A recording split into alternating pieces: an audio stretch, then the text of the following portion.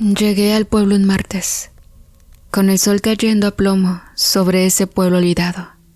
El autobús me dejó en la plaza, frente a la misma cantina de siempre, las mismas caras infelices mirando desde la sombra. Nadie me dio la bienvenida. No esperaba que lo hicieran. 6 años afuera, la mayoría sin papeles, trabajando en obras y lavando platos en ciudades que nunca me quisieron. Y ahora volvía solo porque el viejo había decidido morirse sin avisar. Un infarto, me dijeron. Rápido, limpio. A mí me tocó lo otro, el ataúd cerrado, el olor a velas y tierra mojada, los chismes que se cortaban cuando pasaba. La casa era lo único que quedaba a mi nombre.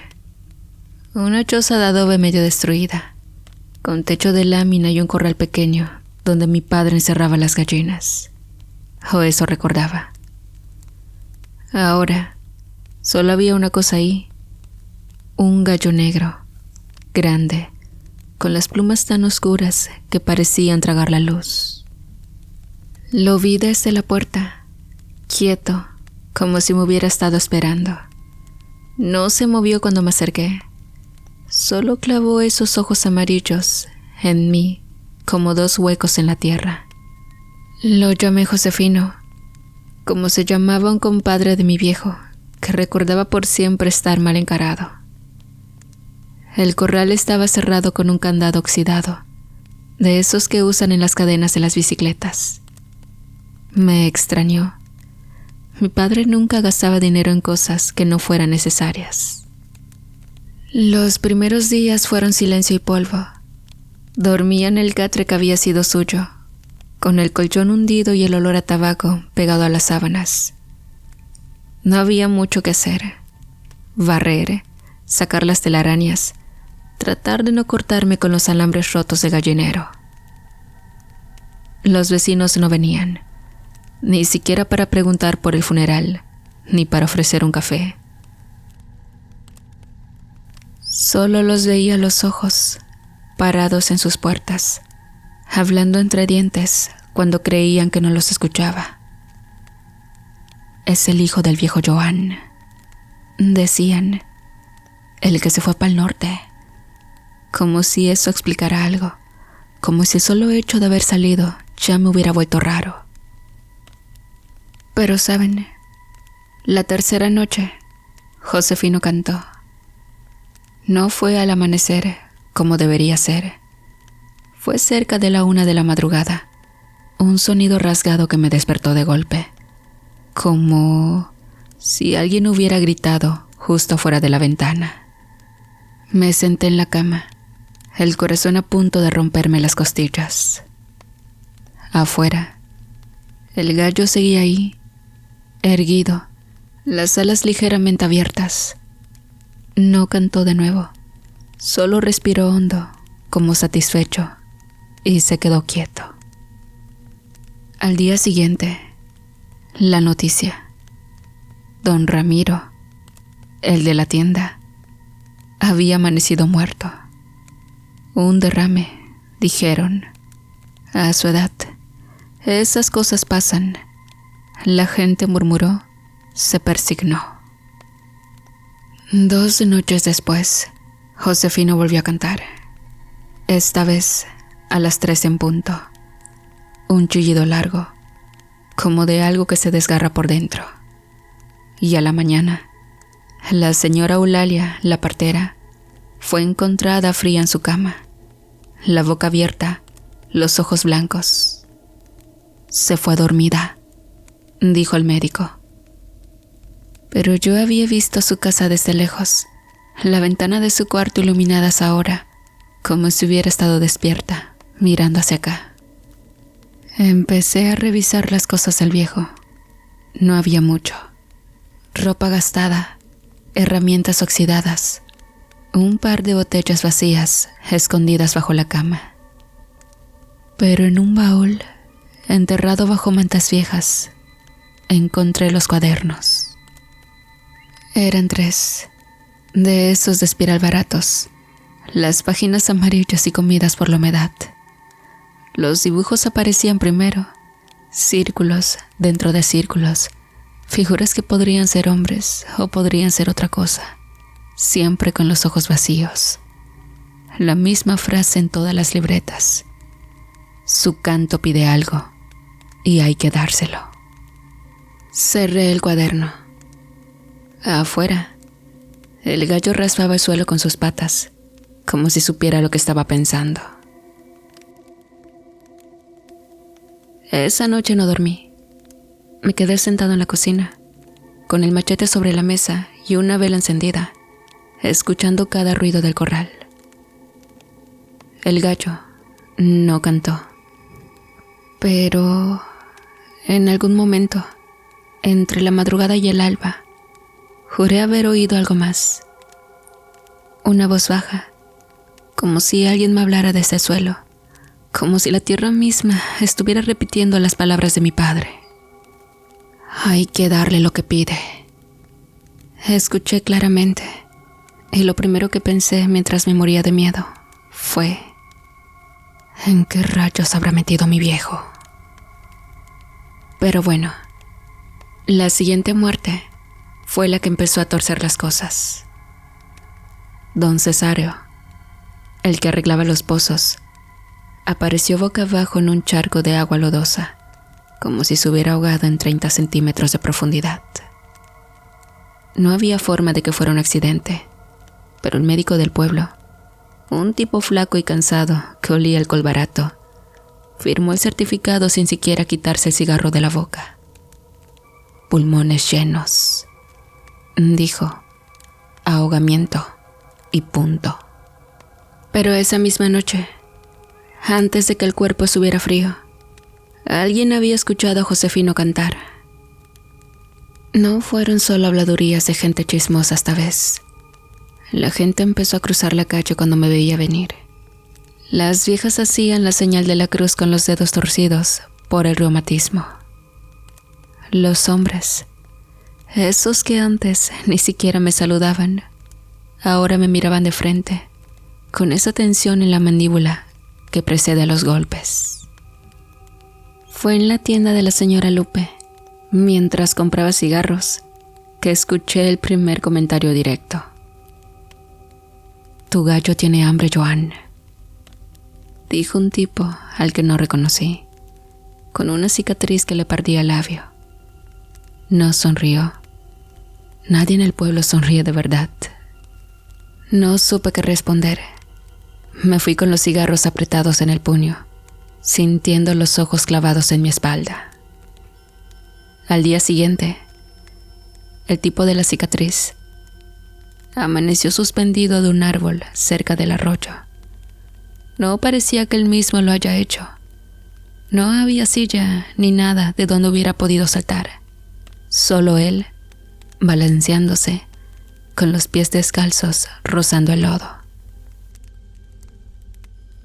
Sin embargo, mis pesadillas empezaron esa misma semana.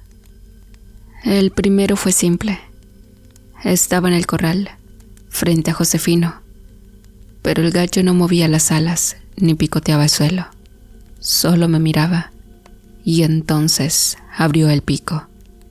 Y lo que salió no fue un canto, sino la voz de mi padre, ronca, como si la arrastrara desde el fondo de un pozo seco.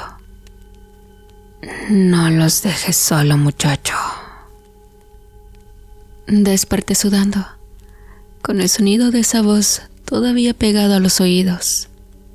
Afuera, el gallo estaba callado, pero algo se movía en la oscuridad del corral, algo más grande que un ave, más lento. No me acerqué a ver. El segundo sueño fue peor. Josefino abrió el pico demasiado ancho, como las serpientes cuando tragan un huevo entero, y de su garganta salieron nombres.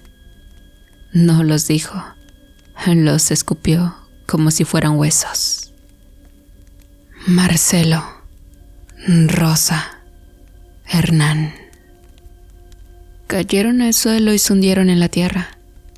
Cuando desperté, temblando, me obligué a ir al pueblo, a la tienda donde pegaban los avisos mortuorios en la pared. Marcelo López, el herrero, había muerto de un paro al corazón. Rosa, su mujer, lo encontró tirado en el taller. Y Hernán, el hijo menor, se había ido a la capital esa misma mañana. Pero todos en el pueblo sabían cómo terminaban esas historias. Los jóvenes que se iban sin avisar casi nunca volvían. Intenté huir, no lo niego. Una mañana, después de otro sueño, empaqué lo poco que tenía y me dirigí a la carretera.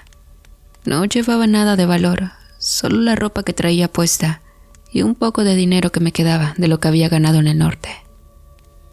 Pero a medio camino, cerca del límite donde el pueblo se funde con el monte, sentí un dolor agudo en el pecho, como si alguien me hubiera enterrado un cuchillo entre las costillas.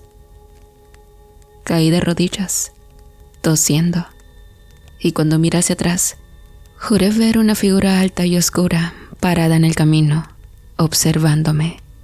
No tenía cara, solo sombra. No sé cómo. Terminé de vuelta a la choza. El dolor se fue tan rápido como había llegado, pero el miedo se quedó. Josefino estaba en su corral, como siempre, picoteando el suelo como si nada hubiera pasado, como si supiera que yo no tenía dónde ir. Fue don Teodoro, el más viejo del pueblo, el que me habló al fin. Me lo encontré una mañana mientras caminaba hacia el pozo, moviéndose lento, apoyado en un bastón de mezquite. Ese animal canta por lo que aún nos ha llevado, me dijo sin preámbulos. No supe qué responder. Él tampoco esperó una respuesta. Siguió caminando, pero antes de alejarse, murmuró algo más. Tu padre lo trajo de la sierra. Volvió con él en los brazos, como si cargara un niño. Lucas juró que lo había visto muerto 2 días antes. Lucas, el cazador. Recordé entonces el chisme que había escuchado en la cantina, medio borracho, entre risas nerviosas. Que Lucas había encontrado el cuerpo de mi padre en el monte, hinchado por una picadura de nauyaca, con la piel morada. Rápidamente fue por las autoridades, pero cuando volvió donde había divisado el cuerpo, no había rastro de él. A Lucas lo encerraron por mentiroso. 3 días en la celda de la delegación, sin agua, hasta que su familia pagó la multa. Cuando salió, no volvió a hablar del tema. Se fue a otro pueblo y no se supo más. Esa noche, Josefino cantó 3 veces. A la mañana siguiente, encontré a don Teodoro sentado en la mecedora, frente a su casa, con los ojos abiertos y la boca llena de moscas. El pueblo ya no me miraba con desconfianza. Ahora era terror lo que se veía en sus caras. Y yo, en el silencio de la choza, con los cuadernos de mi padre abiertos sobre la mesa, empecé a entender. Había que darle lo que pedía, pero nadie me había dicho qué era. Ya no dormía, no del todo. Caí en un estado extraño, como si alguien me hubiera dado un golpe en la nuca y me dejara flotando entre el sueño y la vigilia. A veces despertaba con la boca llena de tierra, otras con las uñas rotas, como si hubiera estado escarbando el piso de la choza. Josefino seguía ahí, en su corral, pero ya no picoteaba el suelo ni movía las alas. Solo me observaba, siempre me observaba. Una tarde, después de arrastrarme hasta el pozo para llenar un balde de agua, me di cuenta de algo. El gallo no parpadeaba. Me quedé mirándolo, contando los minutos, esperando ese pequeño gesto que todos los animales hacen. Nada. Sus ojos amarillos permanecían abiertos, fijos, como vidrios pulidos por el viento. Decidí probarlo.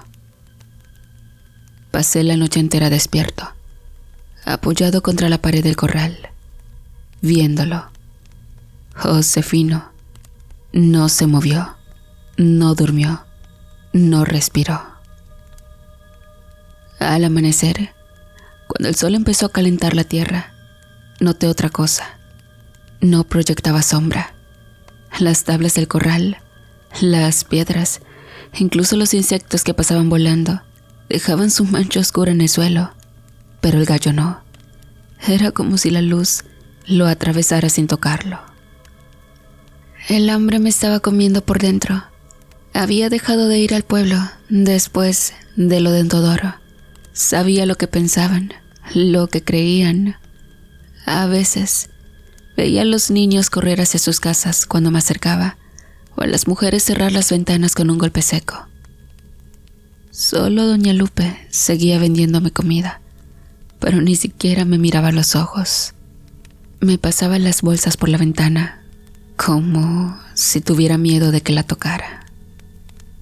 Una mañana, mientras rascaba el suelo del corral buscando huevos que sabía que no existían, la tierra cedió bajo mis dedos. Había un hueco, pequeño, como hecho por un animal, pero demasiado profundo para ser obra de ratas. Empecé a escarbar, al principio por curiosidad, después con una urgencia que no entendía. Los huesos aparecieron a los pocos minutos. No eran de animal, los reconocí de inmediato. Eran humanos, y entre ellos, esparcidas como ofrendas, plumas negras. Volví a la choza con las manos sucias y los cuadernos de mi padre abiertos sobre la mesa. Busqué en las páginas manchadas, en los dibujos que antes no había entendido, hasta que lo encontré. Una página entera, escrita con letra temblorosa, como si lo hubiera trazado en plena fiebre. Gallo de sangre, canta el que no olvida. Debajo, un dibujo. Un hombre, tendido en el suelo, con la boca abierta. De su garganta salía una pluma negra. Y esa noche, Josefino cantó 5 veces. No eran los gritos rasgados de antes. Eran sonidos largos, casi palabras, como si estuviera tratando de decir algo. Me asomé al corral, temblando, con el machete en la mano. El gallo estaba erguido, las alas extendidas, la cresta roja como una herida abierta. Y entonces, justo cuando el último canto se apagaba, abrió el pico. No salió un hombre. No fue la voz de mi padre. Era mi madre. Clara, dulce, exactamente como la recordaba de niño, antes de que la fiebre se la llevara. Tú me diste. Ahora te toca devolver. Me desplomé. No fue el miedo lo que me tiró al suelo, sino el peso de esas palabras, de ese recuerdo que había enterrado años atrás, porque lo había olvidado, o quizá lo había obligado a olvidar. El verano en que murió mi madre, mi padre se fue por 3 días, y esa misma noche, la fiebre que llevaba semanas comiéndola empeoró. Siendo un niño sin saber qué hacer, oré a Dios mientras lloraban.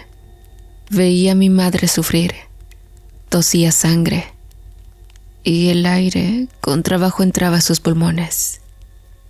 No sabía qué hacer. Le pedí a Dios que se la llevara, que no la dejara sufrir. Luego, en unas pocas horas, ella murió. Y yo, con 5 años, llorando junto a su cama, pensando que hice lo mejor. Algo que ahora el gallo me reclamaba. Afuera, Josefino raspaba el suelo con sus patas, como si estuviera marcando el ritmo de algo, como si estuviera contando los días que me quedaban. Mi momento de desesperación había llegado. Sentí que iba a enloquecer, y fue cuando intenté hablar con ellos, con los del pueblo en búsqueda de ayuda, quizá de alguna respuesta, o al menos una maldición. Después de lo de mi madre, después de entender que Josefino no era solo un animal, necesitaba respuestas. Pero las puertas se cerraban antes de que me acercara. Las ventanas se tapiaban con tablas. Hasta doña Lupe dejó de venderme comida. La última vez que fui, encontré su tienda abandonada, la puerta abierta de par en par, los estantes vacíos como si hubiera llevado hasta las migas. Solo quedaba un papel pegado en la pared, donde antes pegaban los avisos mortuorios. Brujo, decía escrito con saña, vete antes de que te quememos como a tu padre. Mi padre. Esa fue la gota. Regresé a la choza para releer los detalles de los cuadernos de mi padre. Era lo único que podía confiar. Las páginas finales, esas que parecían escritas con los dedos manchados de tierra y algo más oscuro, lo dejaban claro. Ellos querían quitarme todo, las tierras, la choza, hasta el aire que respiraba. Cuando la inmobiliaria llegó con sus papeles y sus promesas de dinero, el pueblo entero se volvió contra mí. Todos firmaron, todos, menos yo. Mi padre había sido el único que se negó a vender. Sus hectáreas eran las más grandes, las que conectaban con el camino real. Sin ellas, el negocio no servía. Primero fueron las amenazas, luego el veneno en los animales, después lo de tu madre. Aquí, la letra se torcía, como si la mano que escribía hubiera temblado de rabia. Mi madre no había muerto de fiebre, la enfermaron. Doña Eulalia, la partera, le dio unas hierbas para ayudarla. Don Ramiro le vendió la carne en mal estado, y cuando mi padre empezó a preguntar demasiado, decidieron terminar el trabajo. Lucas me guió hasta el monte. Pensé que iba a cazar venados, pero llevaba el machete demasiado afilado. Me atacó cerca del arroyo seco. Me dejó por muerto, con la sangre mezclándose con el barro. Pero algo me encontró antes que los opilotes. Las siguientes páginas, mi padre describía cómo se arrastró hasta la cueva, cómo algo le habló desde la oscuridad con voces que no eran humanas. No era un gallo, no del todo. Tenía ojos de hombre y plumas que brillaban como cuchillos recién afilados. Me ofreció un trato, justicia por memoria.